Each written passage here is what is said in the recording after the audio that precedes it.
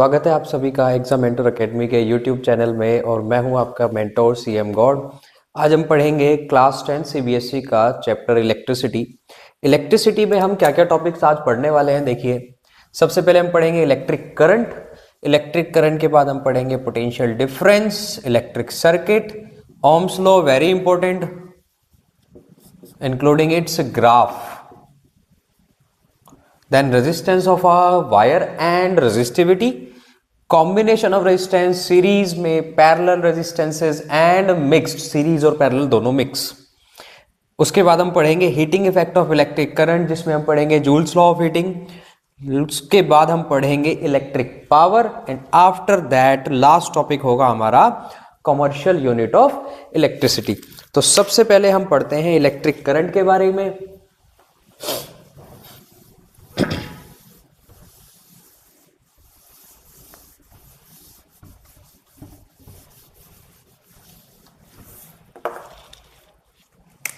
Electric current अपना होता है rate of flow of charge. जहां पर भी रेट की बात होती है वहां पर डिवाइड में टाइम आता ही है, तो इट इज चार्ज पर unit time. I is Q by T. Q here is charge, charge की यूनिट कूलाम होती है।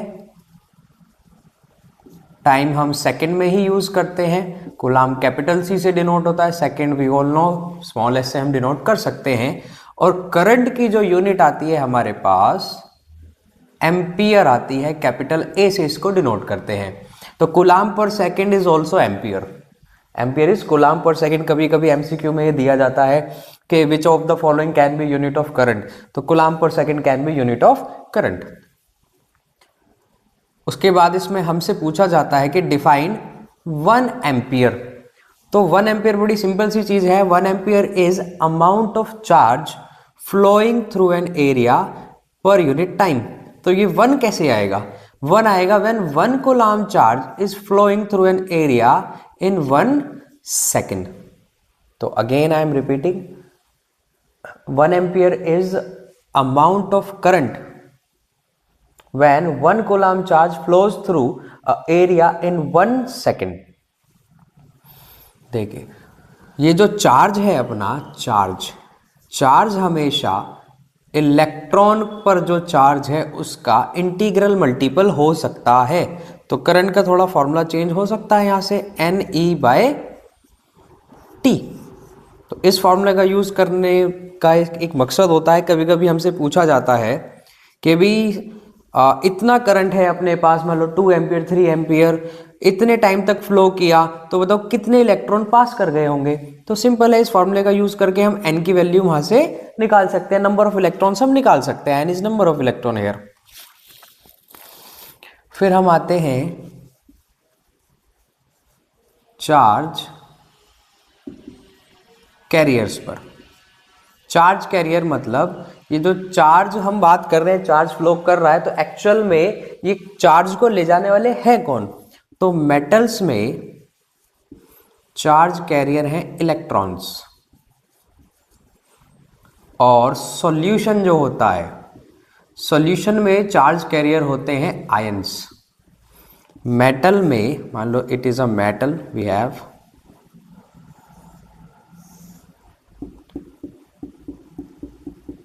रैंडम, इसमें इलेक्ट्रॉन्स मूव कर रहे होते हैं तो नेट करंट 0 आता है क्योंकि रैंडम डायरेक्शंस में मूव कर रहे हैं।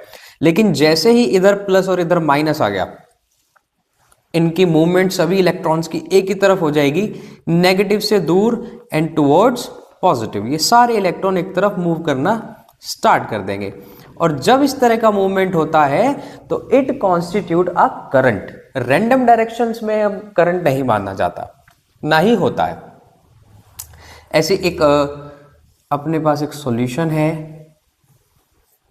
कोई सॉल्ट सॉल्यूशन है, फॉर एग्जांपल सोडियम क्लोराइड का सॉल्यूशन है। यहां पर हमने इलेक्ट्रोड्स लगाए हुए हैं इसमें, तो इसको जोड़ा हुआ है बैटरी के पॉजिटिव टर्मिनल से, दूसरा नेगेटिव से जुड़ा हुआ है। तो जो पॉजिटिव से जुड़ा हुआ है वो एनोड है, नेगेटिव से जुड़ा हुआ कैथोड है, तो it is plus, it is minus, और इसमें सॉल्यूशन भरा हुआ है सोडियम क्लोराइड। तो वी नो कि Na जो है वो वाटर में NaCl जो है वाटर में डिसोसिएट होकर के Na प्लस आयन और Cl माइनस आयन बनाएगा। तो ये Na plus ion towards cathode move करेगा, तो ये पॉजिटिव आयंस का करंट हो जाएगा, और ये Cl minus ion towards anode move करेगा, तो ये नेगेटिव आयंस का एनायंस का करंट हो जाएगा। Now we move to our next topic.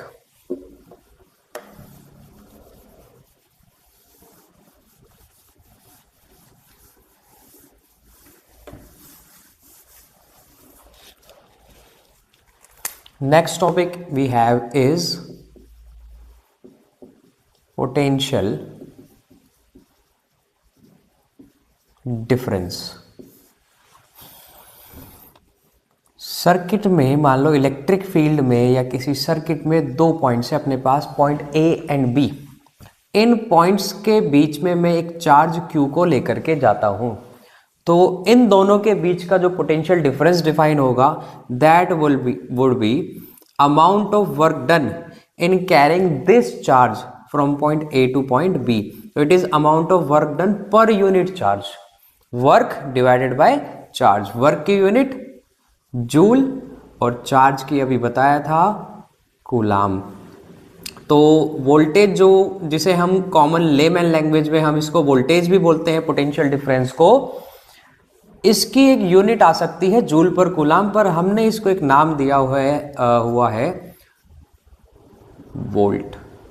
इसके यूनिट का नाम है वोल्ट। ओके, पहले हमने डिस्कस नहीं किया था। इनको मेजर करने का, करंट और वोल्टेज को मेजर करने का भी एक डिवाइस आते हैं। करंट को जो हम मेजर करते हैं उस डिवाइस का नाम है एमीटर, जो कि सीरीज में कनेक्ट होता है, और वोल्टेज को या पोटेंशियल डिफरेंस को जिससे हम मेजर करते हैं इसका नाम है वोल्टमीटर, जो पैरेलल में यूज होता है। वोल्टेज को जिससे मेजर करेंगे, इसके बारे में थोड़ा सा और आगे डिस्कस करेंगे हम जब सर्किट पढ़ेंगे।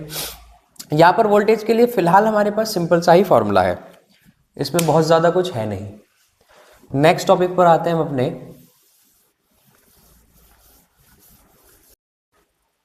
नेक्स्ट टॉपिक है हमारा electric circuit. Electric circuit is closed and continuous path of electric current। ध्यान देना कि वो पाथ क्लोज्ड होना चाहिए और कॉन्टिन्यूस होना चाहिए। फॉर एग्जाम्पल मैं एक ड्रॉ कर देता हूं सैंपल। ये रेजिस्टेंस है, रेजिस्टेंस R, एक बल्ब कनेक्ट किया हुआ है, बैटरी कनेक्ट की हुई है। Battery is a group of cell, तो इसमें एक पॉजिटिव एक नेगेटिव, पॉजिटिव नेगेटिव, ये सेल है, 1 2 3 सेल है। ये फोर्थ सेल आ गया। कॉम्बिनेशन ऑफ सेल या group of cell is called battery. ये अपने पास आ गई की, ये battery of some voltage V। तो यहां पे इस पाथ को देखिए जरा, this path is closed and continuous, कहीं इसमें ब्रेक नहीं है और ये बंद है। This will constitute current. यहां बैटरी के पॉजिटिव टर्मिनल से करंट निकलेगा यहां से होते हुए सेम डायरेक्शन में, और same amount of current battery के नेगेटिव टर्मिनल में वापस एंटर कर जाएगा। बैटरी के पॉजिटिव टर्मिनल से करंट निकलता है और बैटरी के नेगेटिव टर्मिनल में same amount of current enter करता है। ये बात को ध्यान रखिएगा बार बार। करंट की जो डायरेक्शन है वो इलेक्ट्रॉन के फ्लो की डायरेक्शन के ऑपोजिट होती है। मैं कह रहा हूं करंट बैटरी के पॉजिटिव से निकल रहा है, तो इलेक्ट्रॉन कहां से निकल रहे होंगे? इलेक्ट्रॉन्स करंट जो है वो बैटरी के नेगेटिव से निकलते हैं और करंट के ऑपोजिट होते हैं। Now we now move to circuit components.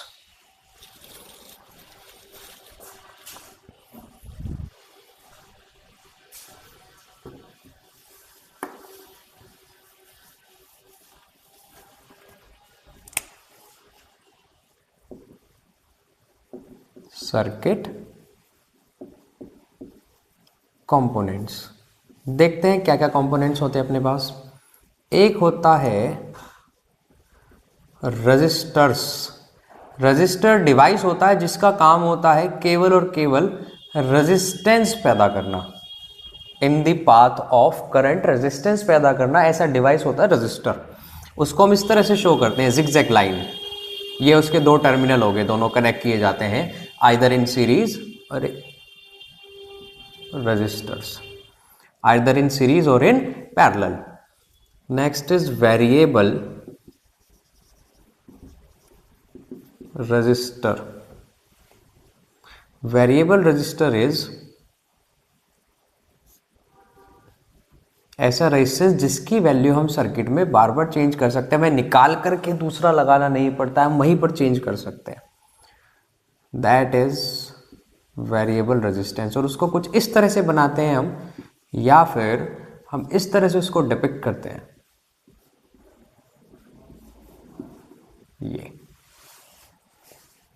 Next we move to bulb. Bulb को हम इस तरह से ड्रॉ करते हैं। Now cell. सेल एक पॉजिटिव नेगेटिव, बड़े वाला पॉजिटिव, छोटा नेगेटिव टर्मिनल है। बैटरी, बैटरी मैंने बताया था it is group of cell, positive negative, it's a group of cell battery. एक आता है की। की इस तरह से बनाते हैं हम। दिस की इज ओपन की। इसमें अंदर देखें आप, डॉट नहीं बना हुआ है, ओपन का मतलब है ऑफ। एंड दिस की इज क्लोज्ड की, जिसका मतलब है on. Next is switch. Switch हम इस तरह से बनाते हैं। This switch is open now. Open means again of, and this switch is closed now. Closed means on. दो सर्किट कंपोनेंट्स और हैं अपने पास। एमीटर, इस सर्कल के अंदर ए, और ये इसके टर्मिनल हो गए दो। और एक कंपोनेंट है अपने पास वोल्टमीटर। ओके, अब हम चलते हैं अपने नेक्स्ट टॉपिक की तरफ।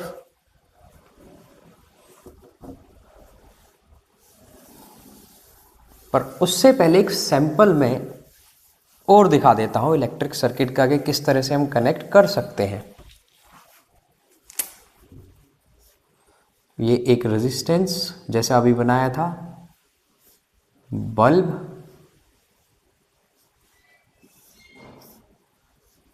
बैटरी। ये मैं दोबारा इसलिए बना रहा हूं ताकि आपको शो कर सकूं इसमें हम एमीटर और वोल्टमीटर किस तरह से कनेक्ट कर सकते हैं। अगर मुझे वोल्टेज मेजर करना है इस रेजिस्टेंस आर के अक्रॉस, तो मैं वोल्टमीटर इस आर के अक्रॉस इस तरह से कनेक्ट कर दूंगा, पैरेलल, इस आर के अक्रॉस। मुझे अगर मेजर करना है बल्ब के अक्रॉस वोल्टेज, तो मैं वोल्टमीटर को इस तरह से बल्ब के अक्रॉस पैरेलल में कनेक्ट कर दूंगा।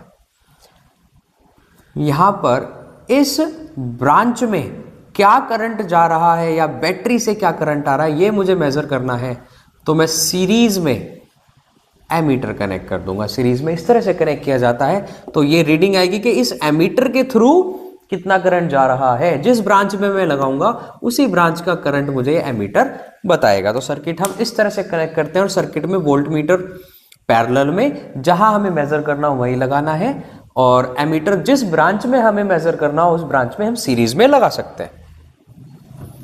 हमारा नेक्स्ट टॉपिक है ओम्स लॉ।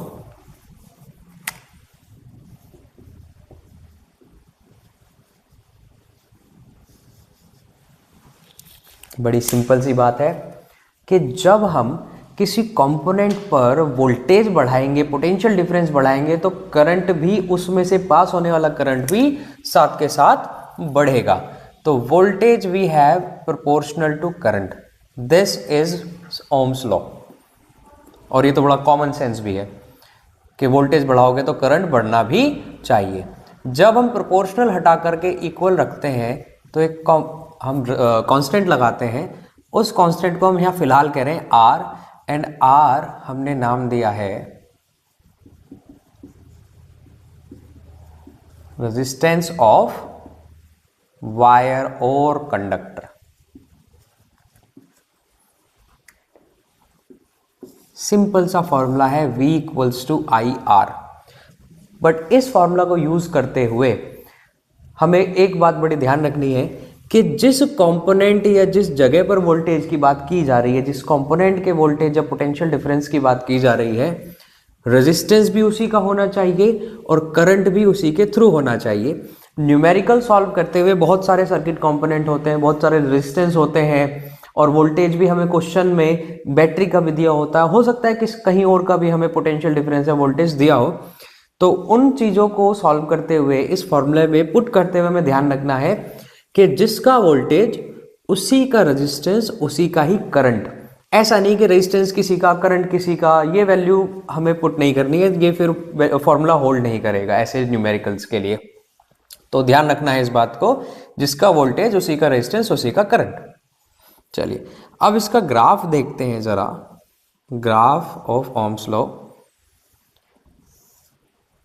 अगर हम एक्स एक्सिस पर करंट और वाई एक्सिस पर वोल्टेज प्लॉट करते हैं तो आप देखें बड़ा कॉमन सेंस है, अगर मैंने कोई वोल्टेज लगाया ही नहीं है, वोल्टेज जीरो है, तो करंट भी जीरो होना चाहिए। तो ये ग्राफ 0,0 से स्टार्ट होता है और ये ग्राफ स्ट्रेट लाइन होता है, straight line with some slope. ये जो ग्राफ है, इस ग्राफ का जो स्लोप है वो स्लोप रेजिस्टेंस के इक्वल होता है, which is V2 minus V1 upon I2 minus I1, और in other words delta V by delta I। Delta means difference, delta V is V2 minus V1, delta I is I2 minus I1। चलिए अब इस graph को बताने का मकसद क्या है। अगर इस ग्राफ का क्वेश्चन देखें, एक एग्जांपल देखें, हमसे पूछा जाता है कि ये वोल्टेज और ये करंट है और मेरे पास 3 मेटल्स हैं, metal A, metal B, metal C। तो A, B, C में से किसका रेजिस्टेंस सबसे ज्यादा है?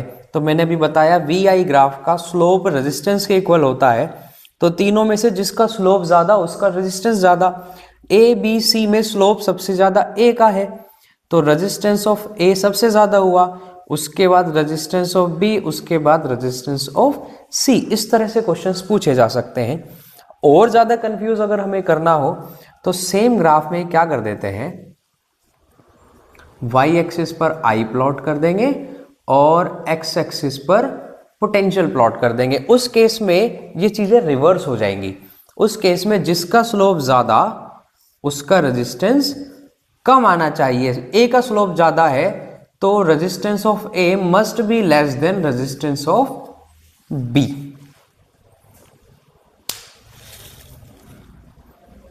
ओम्स लॉ में अभी इतना ही है, बढ़ते हैं नेक्स्ट टॉपिक की तरफ।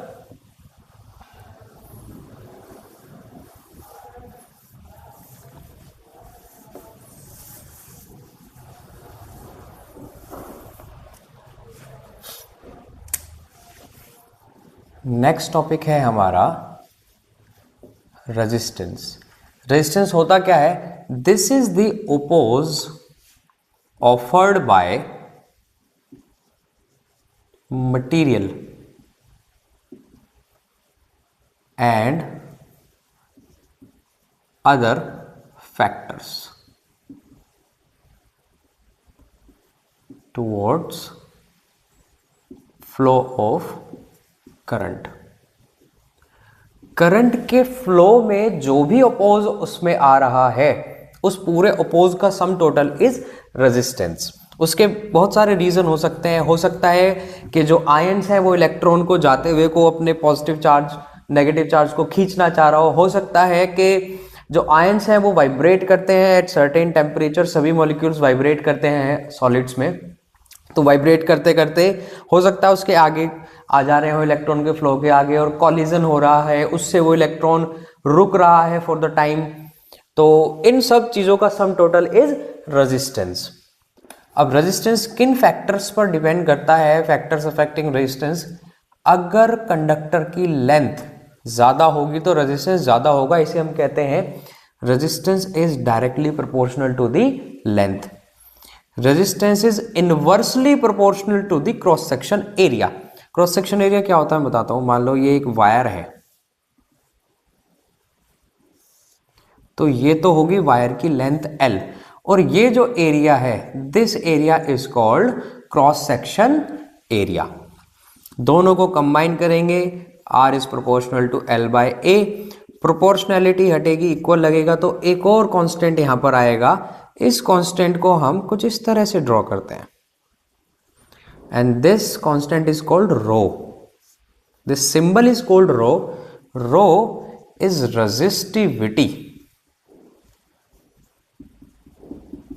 रो इज रेजिस्टिविटी ऑफ कंडक्टर। ये जो रेजिस्टिविटी है कंडक्टर की, it depends on material of conductor. अगर मटेरियल डिफरेंट है तो रेजिस्टिविटी भी डिफरेंट होगी, मटेरियल एंड टेम्परेचर। मान लो कि मटेरियल सेम है लेकिन वो दो डिफरेंट टेम्परेचर्स पर है, तो दोनों डिफरेंट टेम्परेचर पर होने की वजह से भी उसकी रेजिस्टिविटी डिफरेंट होगी। मेटल्स के लिए, मेटल्स की अगर बात करें, मेटल्स के लिए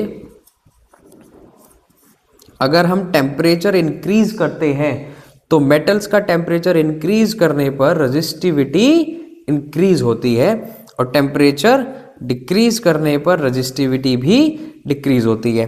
तो देखिए जरा, अगर हम मेटल में टेम्परेचर बढ़ाते हैं या वो ड्यू टू करंट हीट हो जाता है, तो हीट होने पर उसकी रेजिस्टिविटी इंक्रीज करेगी, और रेजिस्टिविटी इंक्रीज करेगी तो रेजिस्टेंस भी इंक्रीज होगा, और रेजिस्टेंस इंक्रीज होने पर ओम्स लॉ के अकॉर्डिंग करंट डिक्रीज हो जाएगा। और अगर हम उसको कूल डाउन कर दें, टेम्परेचर कम कर दें, तो रेजिस्टिविटी डिक्रीज हो जाएगी, रेजिस्टेंस भी डिक्रीज हो जाएगा, and this is only for metals. चलिए, अब ये जो रेजिस्टिविटी की वैल्यू है, रेजिस्टिविटी की वैल्यू मेटल्स के लिए एनसीईआरटी में एक टेबल गिवन है, आप वहां से भी देख सकते हैं। मेटल्स के लिए जो रेजिस्टिविटी का ऑर्डर होता है वो 10 की पावर -8 से 10 की पावर -6 ओम मीटर का ऑर्डर होता है। ओम क्या है ये? Ohm is the unit of resistance, OHM, symbol is this. और अगर हम बात करें alloy, alloy which are mixtures of metals, तो उनकी जो रेजिस्टिविटी होती है उनका ऑर्डर 10 की पावर -6 टू 10 की पावर -4 हो सकता है। एलॉय हम क्यों यूज करते हैं रेजिस्टेंस के तौर पर? मैंने अभी बताया कि मेटल में टेम्परेचर इंक्रीज करो तो रेजिस्टिविटी इंक्रीज होती है, तो मीन्स मेटल में resistivity and resistance is depending upon temperature. But alloy में भी ये होता है, लेकिन एज कंपेयर टू मेटल इनकी टेम्परेचर डिपेंडेंस कम होती है। अगर मैं बहुत ज़्यादा एलॉय को हीट करूंगा ना, तो उसमें रेजिस्टेंस का थोड़ा सा चेंज आएगा, और उतना ही अगर मैं मेटल को हीट करूं तो वो चेंज काफ़ी ज़्यादा आएगा। तो ऐसी जगह पर जहां मुझे हीट करने पर भी रेजिस्टेंस में चेंज नहीं चाहिए, मैं एलॉय यूज़ करता हूँ। तो जो हीटिंग डिवाइस है उसमें मैं एलॉय यूज़ करता हूँ। हीटिंग डिवाइस लाइक आयरन हो गया, टोस्टर हो गया, तो उसमें भी हम एलॉय ही यूज करते हैं। एक तो रीजन ये है कि उनकी टेम्परेचर डिपेंडेंस कम होती है, फर्स्ट रीजन। क्वेश्चंस भी आता है कि हम हीटिंग डिवाइसेस में एलॉय क्यों यूज करते हैं। पहला तो हो गया टेम्परेचर डिपेंडेंस उनकी कम है, टेम्परेचर चेंज होने पर बहुत ज्यादा रेजिस्टेंस की वैल्यू चेंज नहीं होती। Second, they do not oxidise. Metal जो है वो ऑक्सीडाइज हो जाते हैं हाई टेम्परेचर पर, बट एलॉय के साथ ये प्रॉब्लम नहीं होती। तीसरा इसका रीजन आता है मेल्टिंग पॉइंट। मेटल्स का melting point as compare to alloy वो कम होता है।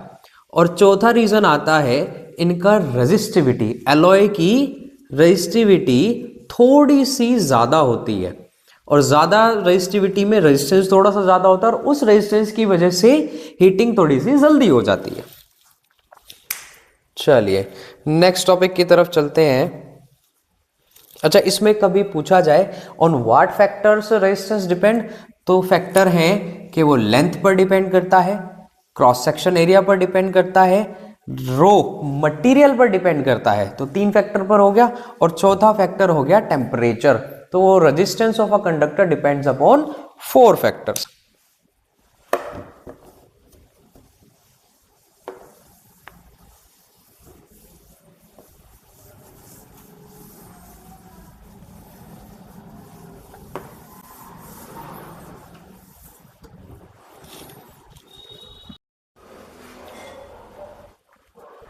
नेक्स्ट टॉपिक अपना जो है कॉम्बिनेशन ऑफ रजिस्टर्स।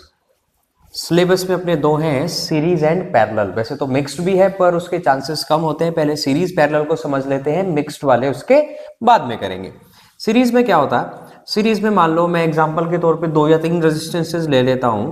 तो रेजिस्टेंस इस तरह से, ये रेजिस्टेंस R1 हो गया, ये रेजिस्टेंस R2 और ये रेजिस्टेंस R3।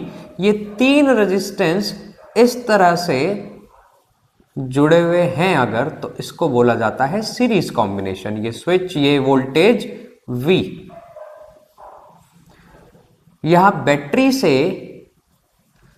करंट निकलेगा I, मैं इसको I भी बोल सकता हूं और कहीं कहीं I इक्विवेलेंट टर्म इसके लिए यूज करते हैं। मैं तो कहता हूं कि पूरे सर्किट का करंट है, बैटरी से जो करंट ड्रॉ कर रहे हैं हम, that is the current of entire circuit या करंट ड्रॉन फ्रॉम बैटरी। यहां पर सेम करंट तीनों से पास होगा। ऐसा नहीं है कि यहां पर करंट आई जाएगा और यहां पर आई से थोड़ा सा ज्यादा होगा या आई से थोड़ा सा कम होगा, पॉसिबल ही नहीं है। आप सोचो कि अगर इसमें करंट आई जा रहा है R1 में, तो अगर R2 में करंट थोड़ा सा एक्स्ट्रा गया तो वो आया कहां से, और या थोड़ा सा कम गया तो वो भाई वो डिफरेंस गया कहां।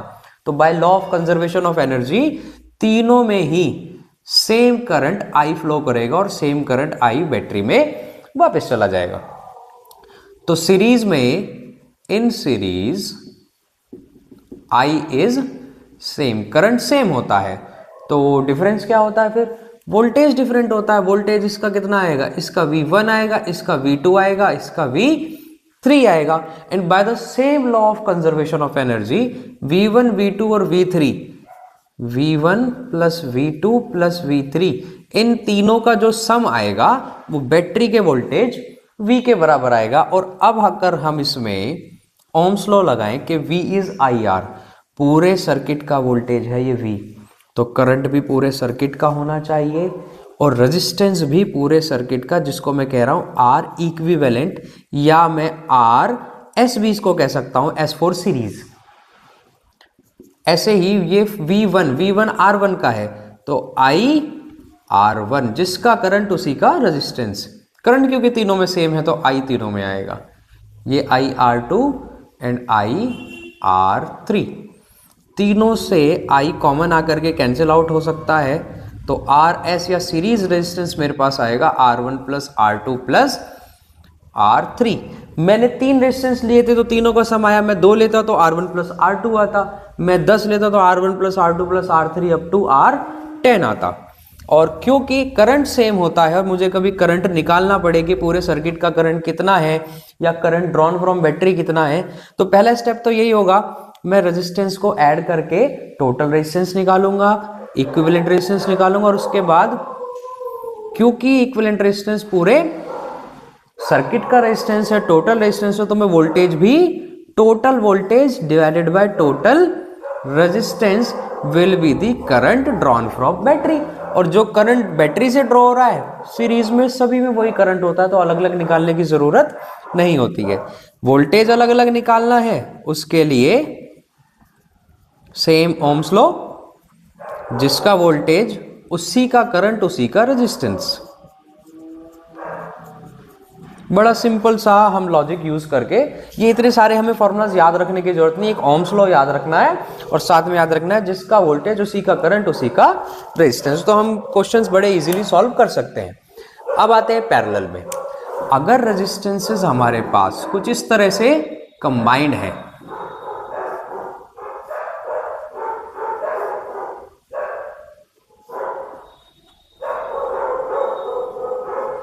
तो इनको हम कहते हैं रेजिस्टेंस का पैरेलल होना, पैरेलल कॉम्बिनेशन।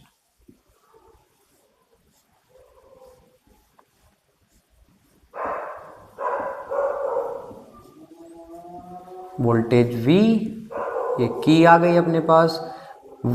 इस बैटरी से जो करंट निकलेगा I, आगे जाकर के करंट I नहीं रहेगा, इस ब्रांच में अलग जाएगा, इसमें अलग जाएगा, इसमें अलग जाएगा, तो तीनों ब्रांचेस में करंट अलग अलग जाएगा। मैं नाम दे देता हूं, R1 में जा रहा है I1, R2 में I2 और R3 में I3, और लास्ट में जाकर के ये तीनों आपस में कंबाइन होकर के वापस से क्या बना रहे हैं, करंट I। तो पैरेलल में we can see V is same for all, तीनों को जो वोल्टेज मिल रहा है, तीनों को सेम वोल्टेज मिल रहा है, कितना, बैटरी का वोल्टेज, लेकिन तीनों में जो करंट जा रहा है वो डिफरेंट है। और ये जो करंट बैटरी से निकल रहा है ये I is I1 plus I2 plus I3। ऐसा नहीं है कि करंट कहीं गायब हो गया तो ये जो तीनों का सम है ये I से कम आएगा या I से ज्यादा आएगा, ये एग्जैक्टली इक्वल आएगा। और फिर यहां पर अगेन ओम्स लॉ अप्लाई करते हैं, तो ओम्स लॉ के हिसाब से V equals to I R, तो I will be V by R. पूरे सर्किट का करंट I, तो पूरे सर्किट का voltage, and resistance will be R equivalent, या मैं इसको RP कह सकता हूं, where P is for parallel. I1 will be V upon R1, V सभी के लिए सेम रहेगा, V by R2 and V by R3। ये V कैंसिल आउट हो जाएगा, तो फॉर्मूला मेरे पास आता है 1 by RP is 1 by R1 plus 1 by R2 plus 1 by R3। तो जब पैरेलल कॉम्बिनेशन का अपने पास क्वेश्चन आता है तो सबसे पहला काम हमारा ये रहता है कि हम इक्विवेलेंट रेजिस्टेंस या टोटल रेजिस्टेंस हम निकालें। टोटल रेजिस्टेंस से यहाँ पे ये मतलब होता है कि अगर मैं तीनों को निकाल दूं यहाँ से, तो तीनों को निकालने के बाद मैं एक क्या वैल्यू का रेजिस्टेंस रखूं कि करंट उतना ही ड्रॉ करे जितना ये तीनों मिला करके ड्रॉ कर रहे हैं। ऐसी सीरीज में है कि भी तीनों को या टोटल कॉम्बिनेशन को हटा करके मैं एक वैल्यू क्या रखूं कि उतना ही करंट ड्रॉ करे कि जितना ये तीनों कर रहे हैं, तो वो वैल्यू RS का ही कही जाएगी सीरीज में, और RP कहलाई जाएगी पैरेलल कॉम्बिनेशन में, या इक्विवेलेंट रेजिस्टेंस पर हम दोनों में उसको कह सकते हैं। यहां पर वोल्टेज तो सभी का सेम होता है, करंट अलग अलग होता है, तो करंट I1, I2 और I3, तो जिसका करंट उसी का वोल्टेज उसी का रेजिस्टेंस। वोल्टेज क्योंकि सबका सेम है तो V ही आएगा। अब ये फॉर्मूला सिंपल, अलग अलग याद करने की जरूरत नहीं होती है, सिंपल याद करो, Ohm's law V equals to I R, और जिसका वोल्टेज उसी का रेजिस्टेंस एंड उसी का करंट। बड़ा सिंपल सा काम है। चलते हैं अपने नेक्स्ट टॉपिक की तरफ।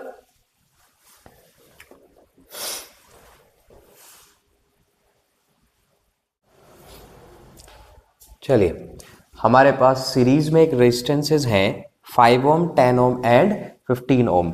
एक इस क्वेश्चन को छोड़े, एक ध्यान करने वाली बात है कि out of the given resistances अगर हमें मैक्सिमम रेजिस्टेंस लेना है तो वो सीरीज से आता है, उन सभी को सीरीज में लगा दे, रेजिस्टेंस मैक्सिमम आएगा। और हमें चाहिए मिनिमम रेजिस्टेंस, तो मिनिमम उन सभी को पैरेलल में लगाएंगे तो इक्विवेलेंट रेजिस्टेंस मिनिमम आएगा। सीरीज में क्योंकि रेजिस्टेंस मैक्सिमम आता है तो करंट मिनिमम रहेगा, और पैरेलल में रेजिस्टेंस मिनिमम रहता है तो करंट मैक्सिमम रहेगा। चलिए इसे सॉल्व करते हैं क्वेश्चन को। तीन रेजिस्टेंस मेरे पास सीरीज में है 5, 10 एंड 15, तो R इक्विवेलेंट आ जाएगा R1 plus R2 plus R3। This is R1, this is R2, this is R3। ये आ जाएगा 30 ओम। अब यहां से हम करंट निकालेंगे, current drawn from the battery. पूरे सर्किट का करंट है तो पूरे सर्किट का वोल्टेज और पूरे सर्किट का रेजिस्टेंस हम करेंगे यूज। पूरे सर्किट का voltage 9 volt, R equivalent is 30, it is 3 से ये 3 टाइम्स ये 10, it is 3 by 10 ampere, 0.3 ampere हम इसको लिख सकते हैं। चलिए, अब हमसे पूछे अगर के एमीटर की रीडिंग क्या है, तो एमीटर की देखें, इस ब्रांच से जुड़ा हुआ है एमीटर सीरीज में, तो हमने जो करंट निकाला वो इसी ब्रांच से पास होने वाला निकाला, और सीरीज में वैसे भी सभी का करंट सेम होता है। तो इस एमीटर की रीडिंग आएगी 0.3 एम्पियर। अब पूछे वोल्ट मीटर की रीडिंग बताओ, तो क्योंकि वोल्ट मीटर हमारा 10 ओम से कनेक्टेड है, R2 से कनेक्टेड है, तो यहां पर वोल्ट मीटर की जो रीडिंग आएगी वो V2 आएगी। तो जिसका वोल्टेज उसी का करंट और उसी का रेजिस्टेंस। तो I is 0.3, resistance is 10, it is 3 volt.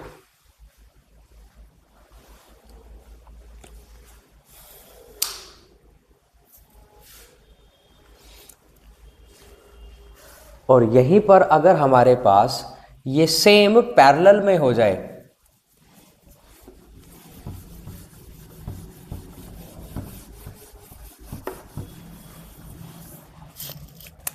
Same parallel में आ जाए, पैरेलल में अपने पास है 10 ओम, 20 ohm and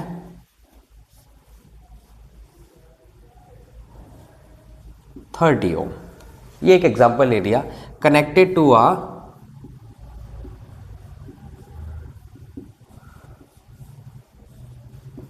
12 volt battery.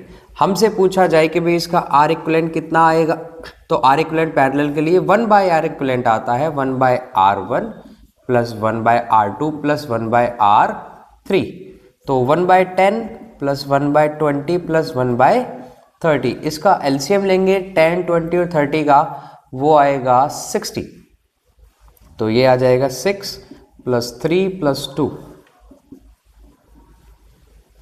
11 by 60। तो 1 बाय आर इक्विवेलेंट इज 11 बाय 60। तो यहां ध्यान रखेंगे आर इक्विवेलेंट होगा 60 बाय 11 ओम। तो ये बड़ा ऑड्स आ रहा है, तो उससे घबराने की जरूरत नहीं, ऑड आ सकता है, आपको बस अपनी कैलकुलेशन चेक करनी है कि वो कैलकुलेशन सही होनी चाहिए, आने को कुछ भी आ जाए वो। अब यहां से पूछे कि भाई मैं अगर एक एमीटर यहां लगा दूं तो इस एमीटर की रीडिंग क्या होगी, मैं एक एमीटर यहां लगा दूं तो इसकी रीडिंग क्या होगी। तो मैं दोनों का ही आपको बता देता हूं। वोल्टेज तीनों के लिए सेम रहेगा, 12 वोल्ट ईच है।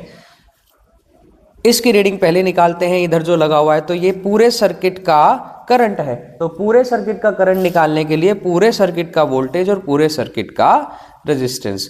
तो V है अपने पास 12 और R इक्विवेलेंट अपने पास 60 बाय 11 आया है। तो ये आ जाएगा 132 बाय 60। 2 से कैंसिल आउट, ये 30 टाइम्स और ये 66। 3 से जाएगा ये 22, ये 10। तो ये आ गया 2.2 ampere is the equivalent current. और हमें निकालना है इस ब्रांच का, दैट इज I2 निकालना है। तो I2 निकालने के लिए जिसका करंट उसी का वोल्टेज उसी का रेजिस्टेंस, तो रेजिस्टेंस यहां पर R2 यूज होगा। वोल्टेज सभी का सेम है 12, तो 12/20 ये आ जाएगा 0.6 एम्पियर। बड़ा सिंपल सा है।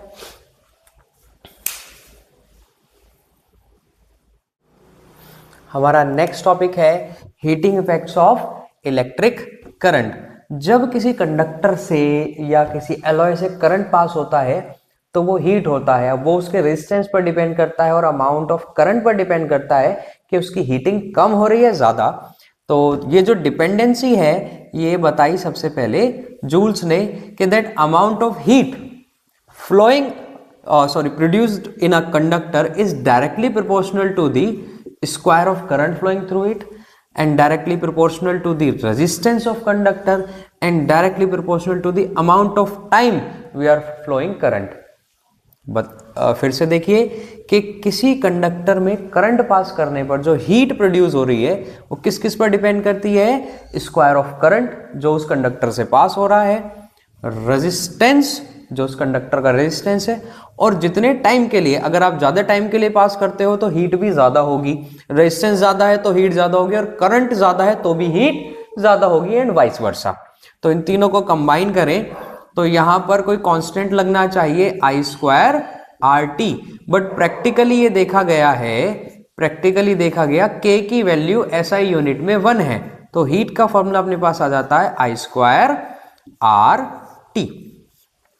अगर इस फॉर्मूला में हम ओम्स लॉ अप्लाई कर दें और I equals to V upon R लिखें और वैल्यू यहां पुट कर दें तो I स्क्वायर हो जाएगा V square upon R square, और हीट का फॉर्मूला अपने पास आएगा V square upon R square into R T. ये आर से R square cancel out, formula आएगा V square by R into T. तो हीट का एक फॉर्मूला ये भी यूज हम कर सकते हैं। इसी तरह से अगर मैं यहाँ आई को रिप्लेस नहीं करता, मैं आर को रिप्लेस करता, आर को लिखता वी अपॉन आई, तो एक फॉर्मूला मेरे पास आ जाता है V into I into T, H equals to V I T. मेरे पास तीन फॉर्मूलाज हीट के आ जाते हैं। अब कौन कौन सा हम कब कब यूज कर सकते हैं, देखें कभी भी न्यूमेरिकल हम सॉल्व करते हैं मैथ्स के या साइंस के, तो उसमें हमें देखना चाहिए व्हाट इज गिवन, पहला step. Second is what is asked, and third step होगा रिलेशन बिटवीन दीज टू, कि भी सबसे पहले क्वेश्चन में गिवन क्या क्या है, फिर पूछा क्या है, और गिवन और जो पूछा है उसमें रिलेशन क्या है। Relation can be a formula, relation can be set of formulas, बहुत सारे फॉर्मूलाज हो सकते हैं, कोई लॉजिक हो सकता है, कोई थ्योरम हो सकती है। तो आप यहां पर देखें, अगर हमें क्वेश्चन में करंट और रेजिस्टेंस पर कुछ डिपेंडेंसी नजर आ रही है तो हम ये यूज करेंगे, हमें वोल्टेज और रेजिस्टेंस पर डिपेंडेंसी नजर आ रही है तो हम ये करेंगे, और वोल्टेज और करंट पर डिपेंडेंसी है तो हम ये फॉर्मूला यूज करेंगे। तो हम कोई सा भी फॉर्मूला तीनों में से यूज कर सकते हैं। अगर आपकी मेमोरी अलाउ नहीं करती है तो आप एक ही फॉर्मूला याद करो और ओम्स लॉ अप्लाई करके उसको चेंज कर सकते हो, और मेमोरी अलाउ करती है तो तीनों को आप सेपरेटली याद कर सकते हो। अब हमारा नेक्स्ट टॉपिक है इलेक्ट्रिक पावर। तो पावर भी बड़ा सिंपल है, पावर हमने पहले भी पढ़ा हुआ है, it is rate of flow of energy. Power is rate of flow of energy, और मैंने पहले बताया था जहां रेट आ गया वहां डिवाइड में टाइम आएगा, तो it is energy upon time. अब यहां पर अगर हम एज्यूम करेंगे जितनी भी हम इलेक्ट्रिकल एनर्जी दे रहे हैं वो सारी हीट में कन्वर्ट हो रही है, तो इस एनर्जी की जगह हम हीट एनर्जी यूज कर सकते हैं, और फिर फॉर्मूला हो जाएगा पावर का, हीट होता है I square R T divided by T becomes I square R, और इसमें फिर से हम ओम्स लॉ अगर अप्लाई करें तो एक फॉर्मूला आ जाएगा वी स्क्वायर बाय आर, या हम आर को रिप्लेस करें तो फॉर्मूला आ जाएगा वी इंटू आई। सिंपल सी चीज है। अब इसमें अगेन क्वेश्चन में गिवन क्या है और पूछा क्या है, अकॉर्डिंगली हम कर सकते हैं। अगर हमें वोल्टेज और रेजिस्टेंस पर डिपेंडेंसी है तो हम ये यूज कर सकते हैं। जैसे क्वेश्चन आता है कि अगर एक बल्ब को मैं 220 वोल्टेज पर चला रहा हूं तो उसकी पावर इतनी है, और मैंने जैसे वोल्टेज हाफ कर दी 110 कर दी तो उसकी वोल्टेज वोल्टेज 110 कर दी, हाफ कर दी, तो उसकी पावर कितनी हो जाएगी। तो उस केस में फॉर्मूला काम आ जाएगा, कैसे कि वोल्टेज तो आपने डिपेंडेंसी दिखा दी एंड रेजिस्टेंस इज कांस्टेंट। हमने जब मटेरियल चेंज नहीं किया, टेम्परेचर चेंज नहीं किया, तो रेजिस्टेंस मस्ट बी कांस्टेंट, तो फॉर्मूला ये वाला यूज करेंगे, राइट। नेक्स्ट टॉपिक की तरफ चलते हैं। नेक्स्ट टॉपिक है हमारा कमर्शियल यूनिट ऑफ इलेक्ट्रिसिटी। हमारा जो बिजली का बिल आता है और हम कहते हैं इतना यूनिट आया है, उसके लिए इतने रुपए हुए हैं, तो जिस यूनिट की हम बात कर रहे हैं वह है कमर्शियल यूनिट ऑफ इलेक्ट्रिसिटी, जो होती है KWH, that is kilo watt hour. अब 1 किलोवाट आवर में कितने जूल होते हैं, क्योंकि हमें तो एनर्जी की यूनिट जूल पता है, तो 1 किलोवाट आवर में जूल निकालते हैं जरा। 1 किलो मीन्स 10 की power 3 watt hour. Further change करेंगे इसको, वाट ऐसे ही रहेगा, आवर को चेंज करेंगे सेकंड्स में तो 3600 ये सेकंड होते हैं, 16 × 6 = 3600, तो ये आता है 3.6 × 10 की पावर 6 joule. 1 kilowatt hour is 3.6 into 10⁶ joule. इतने जूल इलेक्ट्रिसिटी यूज कर लेते हैं, तब वो जो इलेक्ट्रिक मीटर होता है उसमें एक यूनिट आती है जिस पर हम बिल पे करते हैं। अब अगर आपसे बिल कैलकुलेट करने को ही बोला जाए तो आप क्या करेंगे, या तो एनर्जी जूल में निकालेंगे और जूल में कन्वर्ट करके उसको फिर किलोवाट आवर में करेंगे। जूल में एनर्जी को अगर आप इतने से डिवाइड कर दें तो it will be converted to kilowatt hour. But मैं एक तरीका बताता हूं, अगर आपको किसी डिवाइस की पावर दी गई है, पावर दी है आपको 2000 वाट, तो आप उसको 2000 वाट की बजाय लिखेंगे 2 किलोवाट। ठीक, और टाइम अगर दिया गया है कि ये 10 मिनट्स तक चलाया, तो आप उसको कन्वर्ट करेंगे 10/60 आवर, तो आवर में कन्वर्ट करेंगे और दोनों की मल्टीप्लाई करेंगे तो किलोवाट आवर। आप कमर्शियल यूनिट में डायरेक्टली निकाल सकते हो अगर आप पावर को वाट की बजाय किलोवाट और टाइम को सेकंड्स की बजाय आवर में लेते हैं, तो डायरेक्टली P का फॉर्मूला हो जाएगा P is energy by time, तो एनर्जी हो जाएगी P इंटू टी, तो power into time would be your energy. और अगर आप पावर डायरेक्टली किलोवाट में यूज करते हैं और टाइम आवर में करते हैं तो ये बड़ा इजी हो जाएगा। और फिर आप इसमें 8 रुपीज पर यूनिट या 10 रुपीज पर यूनिट जैसा भी है मल्टीप्लाई करके अपनी कॉस्ट निकाल सकते हैं कि इलेक्ट्रिसिटी कॉस्ट कितनी आएगी। और अगर आपसे सिर्फ एनर्जी पूछा है जूल में कितनी आएगी, तो आप फिर उसको वाट में ही रहने दें और टाइम को सेकंड्स में करें। इस चैप्टर में भी इतना ही, और बाकी न्यूमेरिकल के लिए आपको थोड़ा सा सोचना पड़ेगा, बट मेरी तो सलाह यह है कि न्यूमेरिकल कभी भी सॉल्व करें, what is given, what is asked and the relation between them. बाकी रिवीजन के लिए वीडियो आपके लिए काफी काम आएगी, और आपको लगता है कि ये वीडियो और किसी के भी काम आनी चाहिए, आपके फ्रेंड्स के या आपके रिलेटिव्स के, तो आप उनको ये शेयर कर सकते हैं।